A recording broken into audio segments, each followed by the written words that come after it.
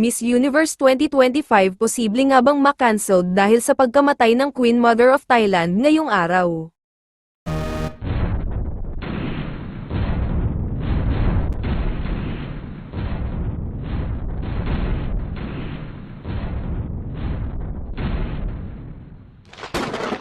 Araw nga ng October 24, 2025, Friday ay pumanaw na ang Queen Mother of Thailand na si Queen Sirikit. Ayon sa information na inilabas ng gobyerno ng Thailand, ang cause of death ay complications of blood sepsis. Pumanaw siya sa edad na 93. Bago nito, noong 2012 ay labas-pasok na rin ang reyna sa hospital dahil sa stroke, kaya bihira na rin siyang lumabas sa publiko sa loob ng halos mahigit isang dekada. Ngayon nga ay nagluluksa ang buong Thailand para sa pagkamatay ng kanilang reyna, at dahil dito, mukhang haharap ang Miss Universe organization sa isang problema dahil ayon sa alituntunin sa Thailand, a mourning of 1 year has been declared for members of the royal family and household. The government said public offices would fly flags at half-mast for a month and asked government officials to observe mourning for 1 year. This long mourning has been observed in the death of King Bhumibol in 2016, when there's an intense display of public grief and a year-long official mourning period,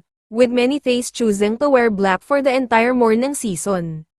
Isang linggo mula ngayon ay magsisimula na ang Miss Universe pageant activities starting November 2, ngunit dahil sa pagkamatay ng reyna ay mukhang mababago ang lahat, marami na sa mga Latino pages ang nagpapanik, lalo na at wala pa ring inilalabas na anunsyo ang Miss Universe page ngayong araw, mula umaga ng Sabado hanggang gabi, kaya di na alam ng mga kandidata at mga franchise owner ang gagawin, ngunit kani-kanina lamang, ilang minuto mula ngayon nag-anunsyo si Mr. Nawat Itcharagrisel, ang bagong executive director of the Miss Universe organization, ayon sa kanyang post, official announcement, according to the announcement published in the Royal Thai Government Gazette regarding the passing of Her Majesty Queen Sirikit, the Queen Mother, and the mourning guidelines issued by the Prime Minister's Office, Miss Grand International Public Company Limited, as the organizer of the 74th Miss Universe pageant, scheduled to be held from 2 to 21 November in Thailand, would like to inform that the event will proceed as originally planned.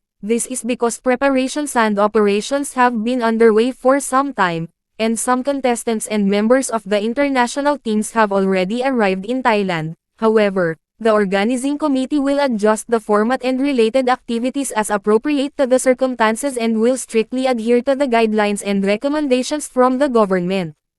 Pagsisimula sa November 2 ay tuloy pa rin, in consideration ito sa mga candidates na already now in Thailand at para iba pa na already prepared or still preparing for their flight to Thailand, hindi rin madali ang pagkuha ng itinerary at basta na lang pagbabago nito ng biglaan. Kaya talagang isang mabuting balita na pumayag ang gobyerno ng Thai na may tuloy ang pageant despite the death and mourning for the Queen, dahil kung hindi pumayag ang gobyerno, malamang na mahihirapan ang MUO na mag-postpone since marami na sa ibang mga candidates ang nakarating sa Thailand. Kung iibahin naman ang host country, mahihirapan din makahanap ng bago dahil biglaan ito, at being host country means the franchise holder needs a lot of preparation, kaya sobrang nakakatuwa at pinayagan ang organization. Ayon sa source, si Mr. Nawat ang nakipag-usap sa gobyerno kaya naman agad na pinayagan.